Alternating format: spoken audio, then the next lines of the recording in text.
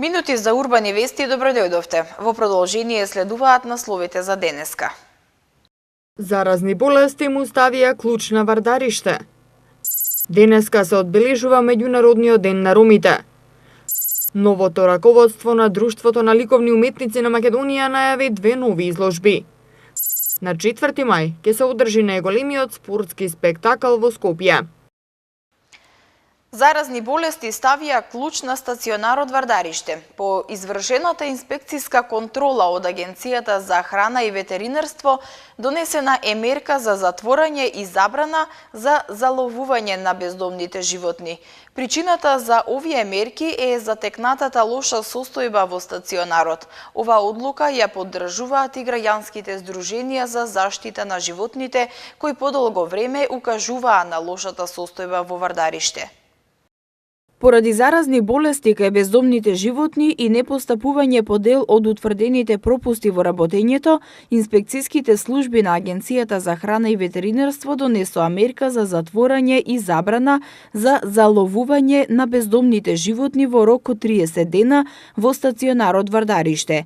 Во овој временски период ќе се заловуваат и во стационарот ќе се прифаќаат само кучињата кои каснале човек.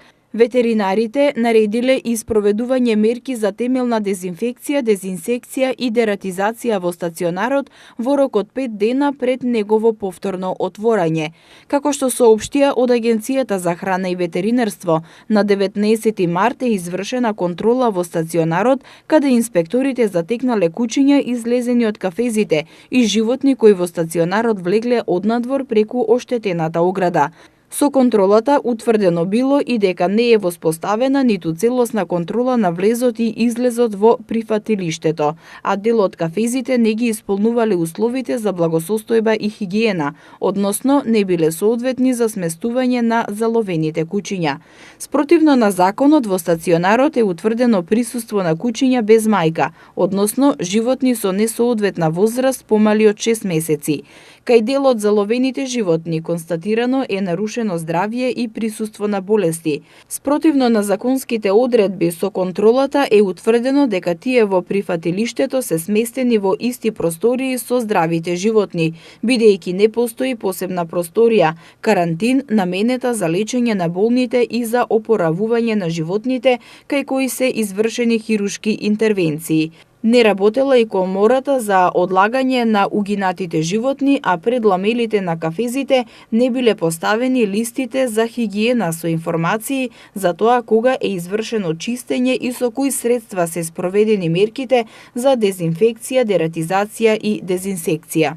Исто така од Агенцијата за храна и ветеринарство додаваат дека на 2 април официјалните ветеринари извршија контролен инспекцијски надзор во стационарот Вардариште, при што е констатирано дека е постапено по наложените корективни мерки. Извршена е делумна санација на оградата, воведена е контрола за влез и излез во стационарот, ставена е во функција комората за одлагање на лешевите и воспоставен е карантин за одвојување на болните од здравите животни.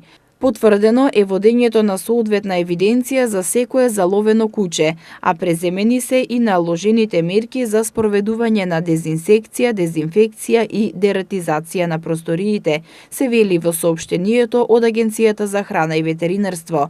Од град Скопје информираа дека постапката за затворањето на стационарот Вардариште од страна на Агенцијата за храна и ветеринарство е направена по барање на град Скопје и наведе директорката на новото јавно предпријатие Лајка Тина Петрушевска. Целта на ова барање било да се направи увид во состојбите во стационарот и што треба да се направи за да се подобрат условите. Од град Скопје велат дека во моментов се работи и на проектот за целосна реконструкција и проширување, каде ќе се зголеми капацитетот од 110 на 230 места за кучињата. Граѓанските здруженија за заштита на животните го поддржуваат затворањето на стационарот. Тие веќе подолго време апелираа на затворање на стационарот, бидејќи не ги исполнувал условите за згрижување и хуман третман на бездомните животни. Денеска се одбележува меѓународниот ден на ромите 8 април. Според последното истражување за положбата на ромите, само 21% се вработени во однос на 40% од нивните соседи, кои не се роми, а 71% од нив работат непријавени. Овие бројки укажуваат на потребата да се вложува во нивното образование, вработување како и јакнење на економската независност. Ромите се најголемо малцинство во Европа, но дискриминацијата на ромите и натаму е распространета во многу аспекти од животот. Според податоците од последното регионално истражување за положбата на ромите, спроведено во 2017 година, само 21% од ромите се вработени во однос на 40% од нивните соседи, кои не се роми. Во исто време, 71% од ромите работат непријавени, во однос на само 17% од населението кое не припаѓа на ромите. Овие бројки укажуваат на потребата да се вложува во нивното образование, вработување, еднакви права, јакнење на економската независност, талент и на креативноста. Потребно е силно ангажирање од сите чинители за вистинска имплементација на стратегијата за подобрување на состојбите на ромите во државата, еднакви права и достоинствен живот за сите. Меѓународниот ден на ромите, 8 април, официјално е прогласен во 1990 година на Светскиот конгрес на Меѓународната унија за ромите во Полска. На конгресот представници на роми од 14 држави донесоа одлуки за знаме, химна, за прогласување на ромскиот јазик и за воведување на терминот ром. На првиот конгрес на ромите во Лондон во 1971 година, ромскиот јазик е деклариран како официјален јазик на сите роми во светот. Новиот председател на Друштвото на ликовни уметници на Македонија, Филип Фидановски, кој беше избран на 2 март, денеска на прва средба со медиумите ги представи плановите за работа и проблемите со кои се соочил на самиот почеток од 4-годишниот мандат. Она за што ќе се залага и се надева е дека Друштвото на ликовни уметници на Македонија по 73 години постоење заслужено ќе добие свој галериски простор. Друштвото на ликовни уметници на Македонија денеска ги представи плановите и предвидените проекти за наредниот 4-годишен период. Председателот на ДЛУМ Филип Фидановски, кој беше избран на 2 март, најави 2 нови изложби, но и отворено зборуваше и за проблемите со кои се соочуваат ликовните уметници во земјава. На 10 април ДЛУМ со сопствени средства и со поддршка на Младинскиот културен центар ќе отвори изложбата Современна скулптура, на која ќе учествуваат 24 автори со 30 дела. Ќе биде доделена и наградата Боромир Трикески, именувана по академскиот уметник и под покровителство на неговото семејство. Што се однесува до месецот на ДЛУМ во МКЦ, ни следат 2 изложби. Едната е во среда, Современна скулптура, другата е на 22 овој месец, Поместени граници, чиј куратор од оваа година е Александра Вилич. На изложбата Современна скулптура, морам да кажам дека се реобновува оваа изложба. Значи, во минатото, пред многу децени, таа изложба ДЛУМ ја имало во својата програма како современа македонска скулптура. Подоцна, истата таа изложба се преименува во ситна пластика и некаде околу 80-тите години она згаснува како активност изложбена на ДЛУМ. И по неколку години претходното раководство пред нас ја востанови изложбата. Ние како раководство само ја наследивме да ја реализираме. Така да сега се вика Современна скулптура. Така да на изложбата се актуелни автори, нели, кои што актуелно творат. На изложбата ќе бидат застапени неколку автори кои што ќе се поканети да учествуваат, а се повозрасни, како Илија Джиевски, Васил Василев, Дадата, Симон Шемов. Она за што ќе се залага Фидановски е да обезбеди свој галериски простор, кој вели дека ДЛУМ како најстара институција во ИСНАФ-от, постара од сите галерии и музеи во земјава, го заслужува по 73 години постоење. Благодарение на Министерството за одбрана, сега имаат само канцеларија во домот на АРМ од 20 квадрати за која плаќаат кирија. Се надевам дека во овој мандат од 4 години кој што ни е доделен, дека ДЛУМ ќе го добие оној заслужен простор галериски. Се надевам дека тој простор ќе биде соодветен за 73 години постоење на ДЛУМ, нели? Ние имаме и некои разговори со Националната галерија на Македонија за еден простор кој што може би во иднина и да го веќе да влеземе во кореспонденција за сето тоа. Станува збор за куќата на Лазар Личиновски.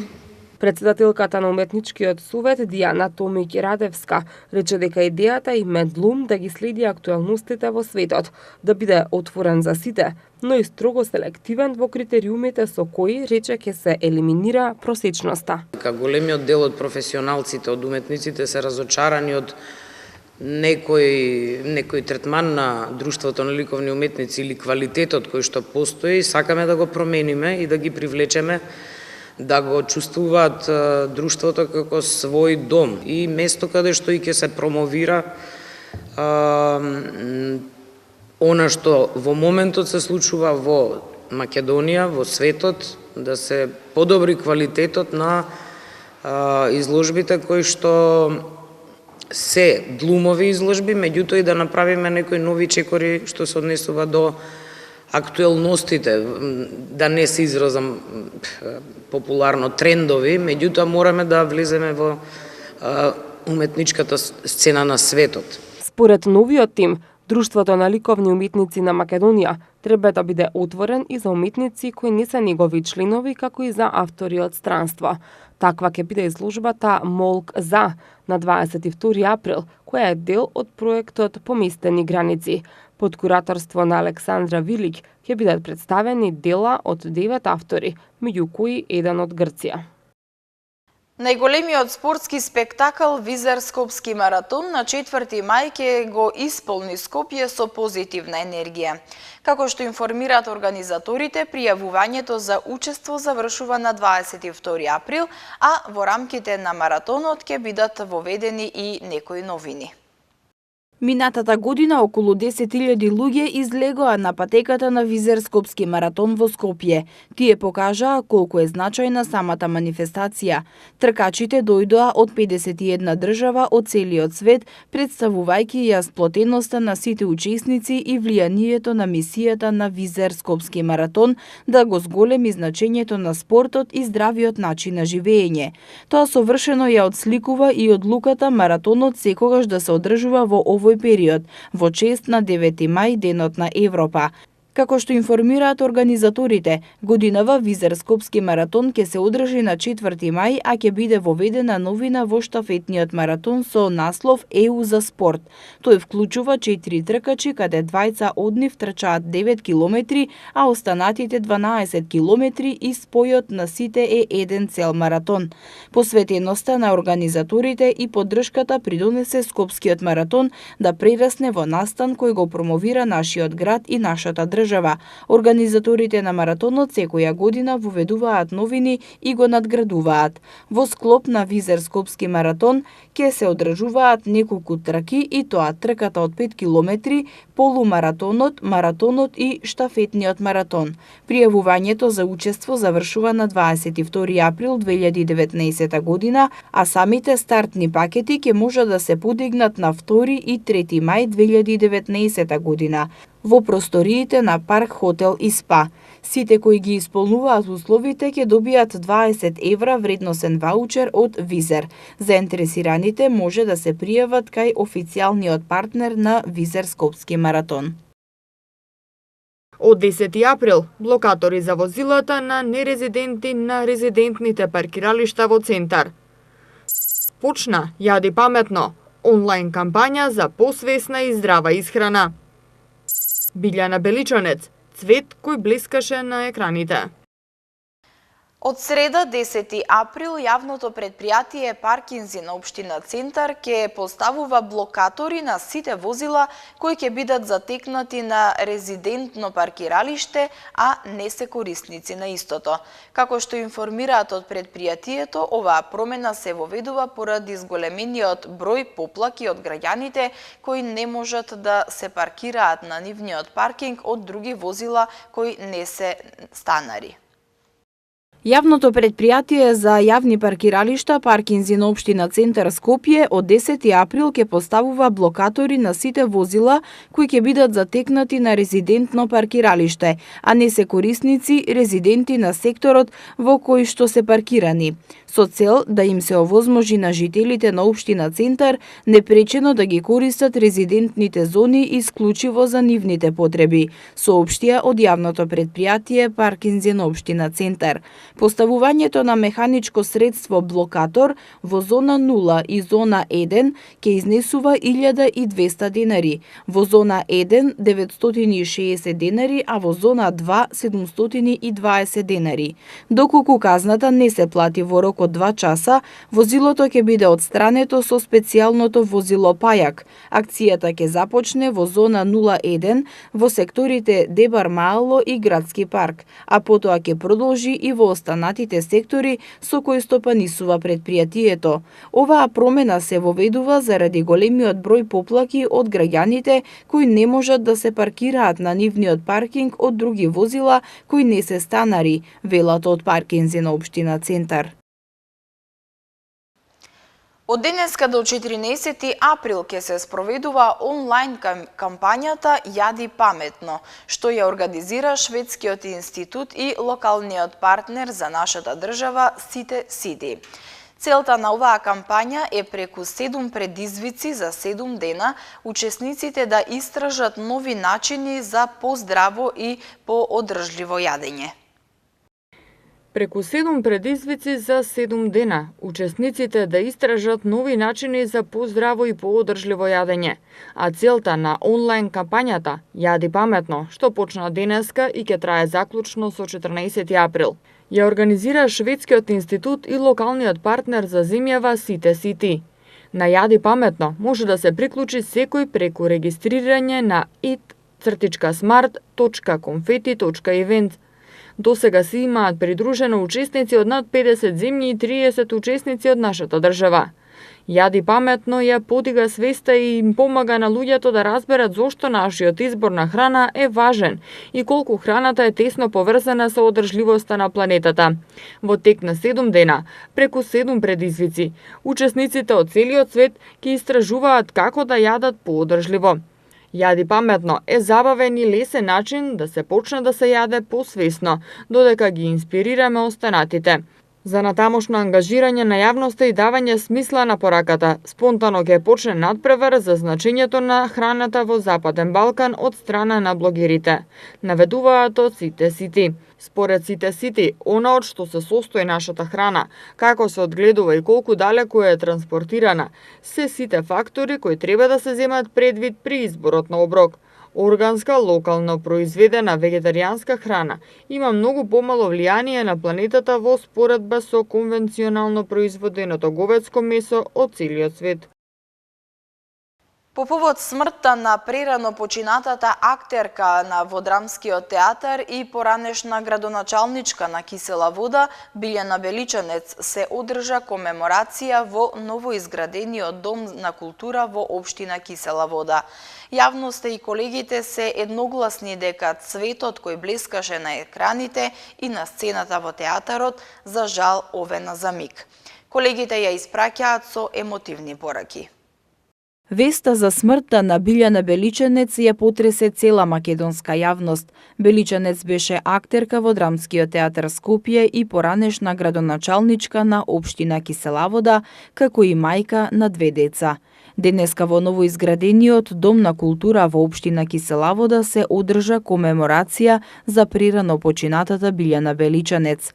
Јавноста и колегите се едногласни дека цветот кој блескаше на екраните и на сцената во театарот, за жал овена за миг. Колегите глумци ја испраќаат Билјана со емотивни пораки со кои доминираат делата кои таа ги остава зад себе и пораката дека тие ќе останат да сведочат за големината која таа ја носеше во себе. Колегите од политичката фела едногласни дека незината посветеност за граѓаните на Кисела Вода ќе се памети долго. Енергијата со која таа присуствуваше и ги работеше проектите беше посебна и ќе недостига на многумина. Во последните години беше повлечена од јавниот живот и ретко се појавуваше во јавноста. Гледачите ја паметат по надсинхронизациите на турските серии, многу популарниот лик Хурем Султан. Таа во последно време не добиваше улоги во својот матичен драмски театар. Беличанец е родена на 25 јули 1973 година во Скопје. Во 1994 година дипломирала како најмлад актер на Факултетот за драмски уметности на Универзитетот Свети Кирил и Методи во Скопје. И истата година се вработува во Народниот театар Војдан Чернодрински во Прилеп, каде претежно игра главни улоги за кои подоцна добива награди и признанија. Во 1997 година се вработила во Драмски театар Скопје. За Беличанец во јавноста се шпекулираше дека во последните 2 години од незиниот мандат како градоначалничка имала сериозни здравствени проблеми. Управата за хидрометеоролошки работи и за утре најавува облачно време со пообилни врнежи од дожд. На места се очекува да наврнат и над 20 литри на метар квадратен. Променливо облачно и нестабилно време со повремени врнежи од дожд се очекува да се задржи и во следните денови. Локално процесите ќе бидат поинтензивни, проследени со пороен дожд, грмежи и засилен ветер. Денеска имавме температура до 16 степени, а утре ќе се искачи температурата до 17 степен. В среда температурата ќе се движи од 5 до 21, четврток од 7 до 22 степена и в петок исто од 7 до 22 степена. Почитувани гледачи, со временската прогноза го завршуваме и ова издание на Урбаните вести. Ви благодарам што не следевте, повеќе наслови можете да прочитате на нашата веб страна mtm.mk и на социјалните мрежи Facebook и Twitter. Довидување.